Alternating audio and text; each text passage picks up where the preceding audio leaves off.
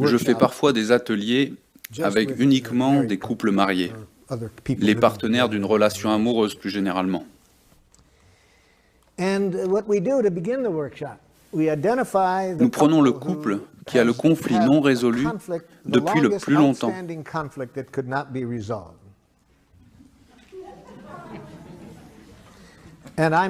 Et je fais une prédiction. Et ma prédiction a été vérifiée dans à peu près 75% des cas. Je prédis que nous allons résoudre le conflit en moins de 20 minutes. En moins de 20 minutes, à partir du moment où chaque partie est capable de me décrire les besoins de l'autre. Une fois, nous avons eu un couple qui était marié depuis 39 ans.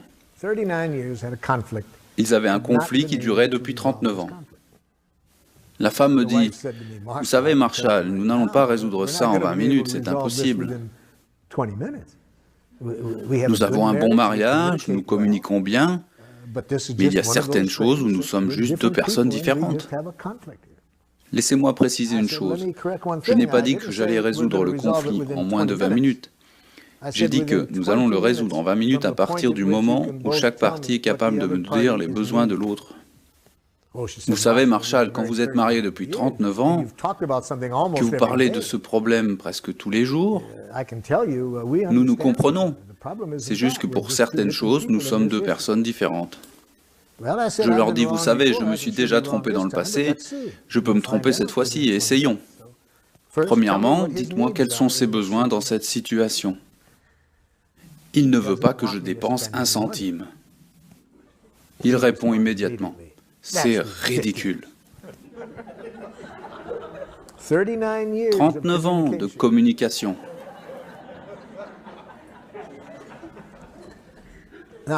Premièrement, ne veut pas que je dépense un centime n'est pas un besoin. Les stratégies et les besoins doivent être bien différenciés. Ils ont communiqué sur le montant des dépenses de chacun. Mais le problème principal repose sur qui possède le chéquier. Le mari est celui qui contrôle les dépenses. C'était ça le problème. Et je ne veux pas que le couple parle de stratégie ou de solution avant que la connexion ne soit là. Quand la connexion est là, la plupart du temps, le conflit se résout par lui-même.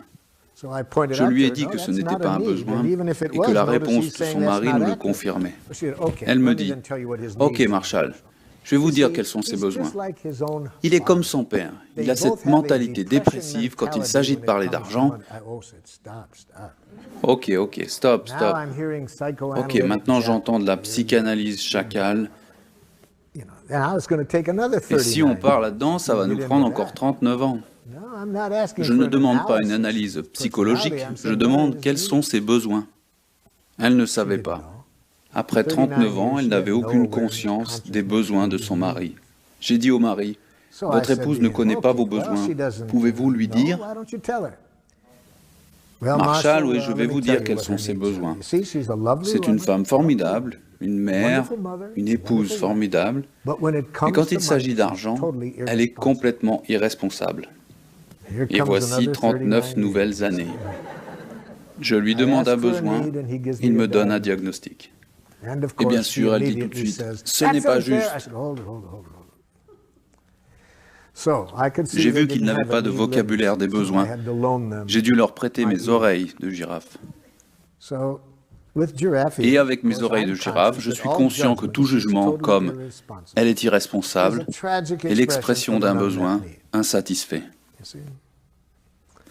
Avec des oreilles de girafe, elle aurait pu résoudre le conflit dès la première année. Au lieu de ça, elle a pris les choses comme des attaques personnelles. Laissez-moi vous aider. Quand vous dites « elle est irresponsable », est-ce que vous avez peur de ne pas pouvoir protéger la famille financièrement? Oui, c'est exactement ça.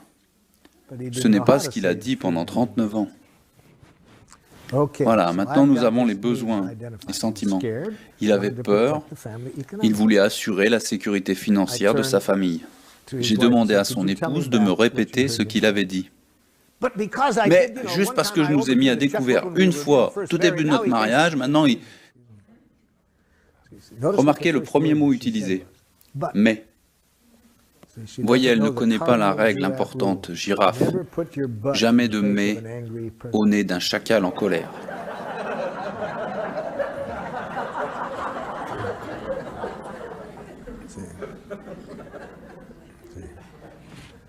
Je lui redemande quels sont ses sentiments et besoins.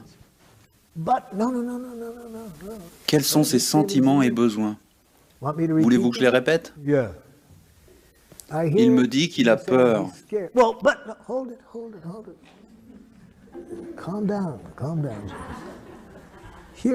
Essayez d'entendre ses besoins. Vous voyez, après 39 ans, c'est très difficile de voir au travers l'image d'ennemi.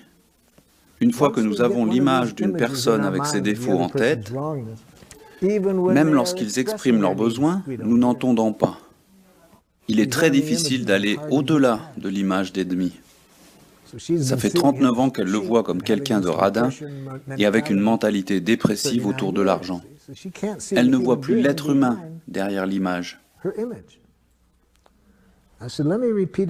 Laissez-moi répéter de nouveau. Il a peur et il a besoin de protéger sa famille financièrement. Pouvez-vous répéter? Oui, il pense que je suis irresponsable.